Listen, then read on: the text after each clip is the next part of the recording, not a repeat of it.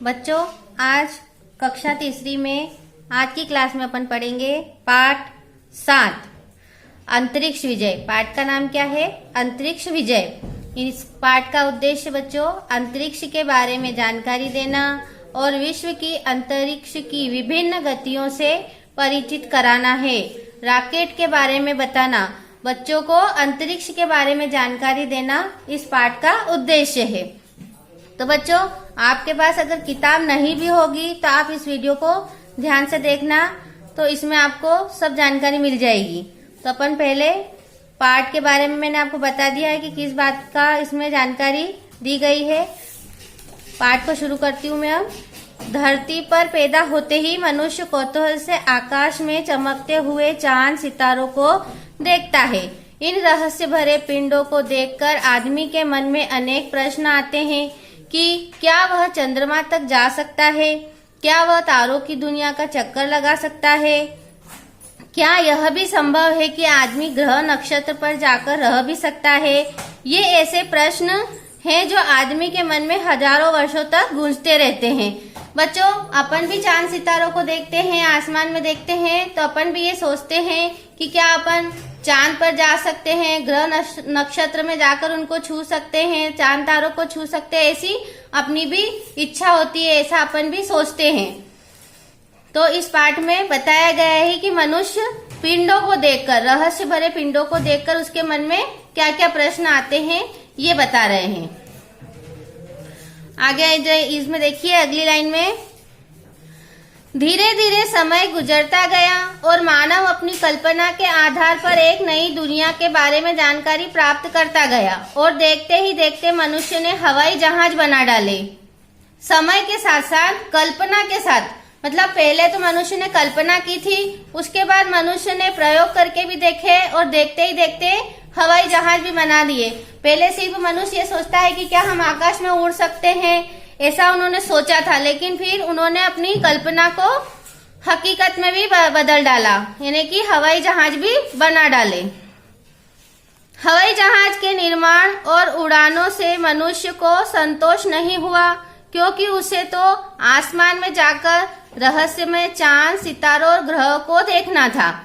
फिर भी मनुष्य ने हवाई जहाज बना लिए, लेकिन फिर भी उसको संतुष्ट नहीं हुआ। उसके मन में और जिज्ञासा पैदा हुई कि मुझे तो चांद तारों पर जाके आना है, उनको छू के आना है।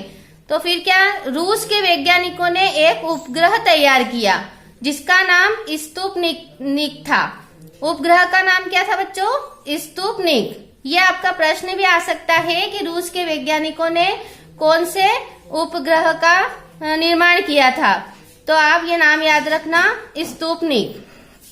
इसी स्पुतनिक द्वारा दुनिया में अंतरिक्ष युग का आरंभ हो गया। सन 1961 में रूस के यूरी गागरिन पहले व्यक्ति थे जिन्होंने दुनिया को दिखा दिया कि आदमी अंतरिक्ष में भेजा जा सकता है और वह सकुशल लौटकर धरती पर आ सकता है। तो ये किसने बता दिया था कि अंतरिक्ष में जाकर इंसान आ भी सकता है? तो ये नाम भी आप याद रखना कि सन 1961 में यूरी गागरिन, कहाँ के थे ये? रूस के थे। तो ये पहले व्यक्ति थे जिन्होंने दुनिया को दिखाया कि आदमी अंतरिक्ष में जाकर फिर वापस सकुशल लौट भी सकता है धरती पर। सन 1969 में अमेरिका द्वारा निर्मित यानों से मानव चंद्रमा की सतह पर उतरा और वहां से 384 किलोग्राम मिट्टी, 384 किलोग्राम क्या लाया? वहां से मिट्टी लाया और चट्टाने धरती पर ले आया। आदमी का चांद पर जाने का सपना साकार हो गया। अंतरिक्ष युग को आरंभ हुए अभी लगभग 48 वर्ष गुजर चुके हैं। आपका प्रश्न आ सकता है कि अंतरिक्ष युग को आरंभ हुए कितने वर्ष हुए हैं? तो आप याद रखना 48 वर्ष, है ना। और इस छोटी सी अवधि में ही धरती से सैकड़ों व्यक्ति अंतरिक्ष में जा चुके हैं। क्या आप जानते हैं कि अंतरिक्ष क्या है? अंतरिक्ष वास्तव में वह विस्तृत क्षेत्र है जो सीमाहीन है, मतलब इसकी कोई सीमा नहीं है। अंतरिक्ष बहुत बड़ा है, इसकी सीमा नहीं है। सीमाहीन मतलब कोई सीमा नहीं। और सभी दिशाओं में अरबों खरबों किलोमीटर तक फैला हुआ है। देखने में तो अंतरिक्ष शून्य और खाली लगता है, लेकिन वास्तव में यह है बहुत विचित्र और रहस्यों से भरा। देखने में क्या है, ये खाली लगता है, लेकिन यह बहुत विचित्र है और इसमें रहस्य भरे हुए हैं। अगला पेज पलटा लीजिए।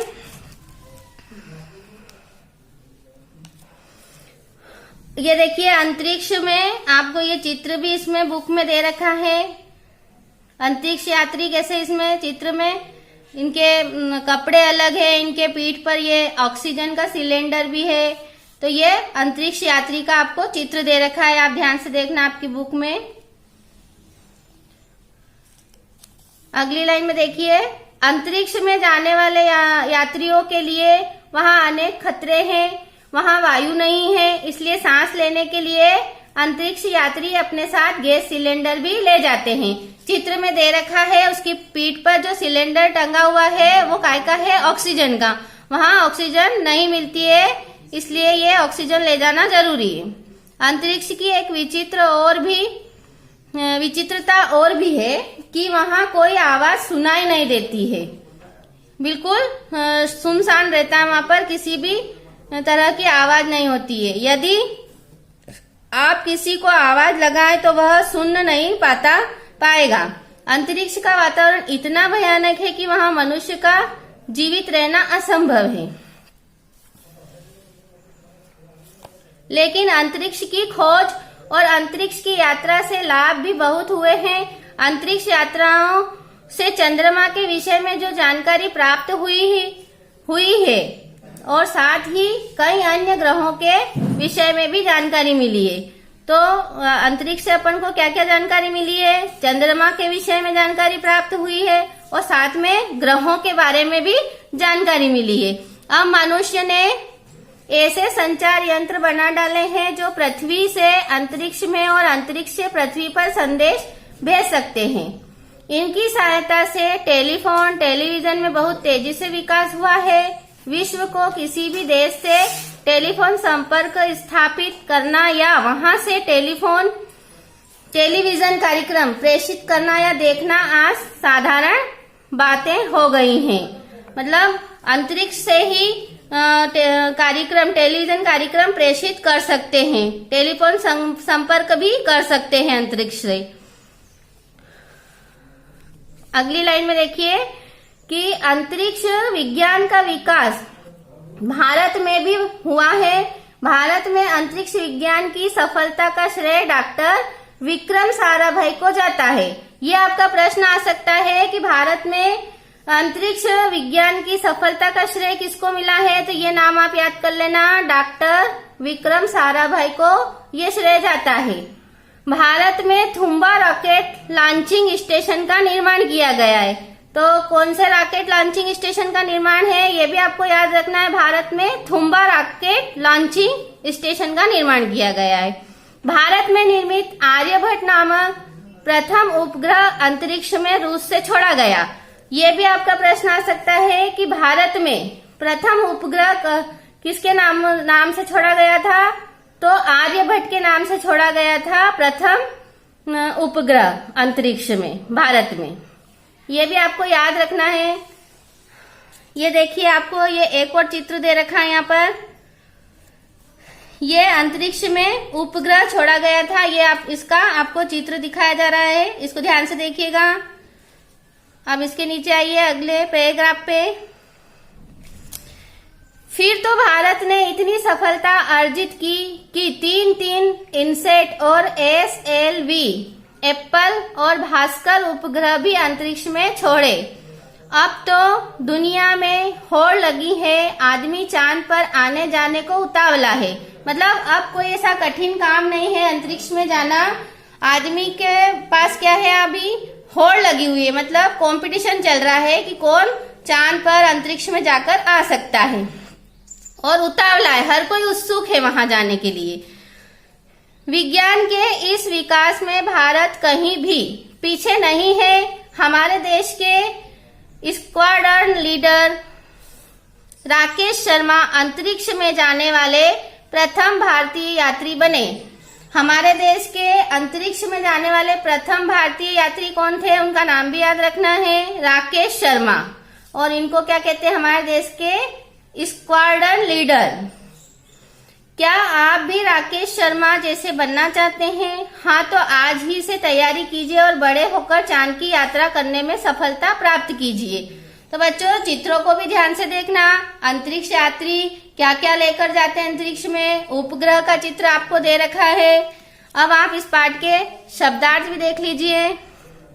कौतूहल मतलब ज्यादा जानने की इच्छा, उमंग। ग्रह नक्षत्र मतलब आकाश के ग्रह। कल्पना मतलब सोचना। विचित्रता मतलब अनोखापन।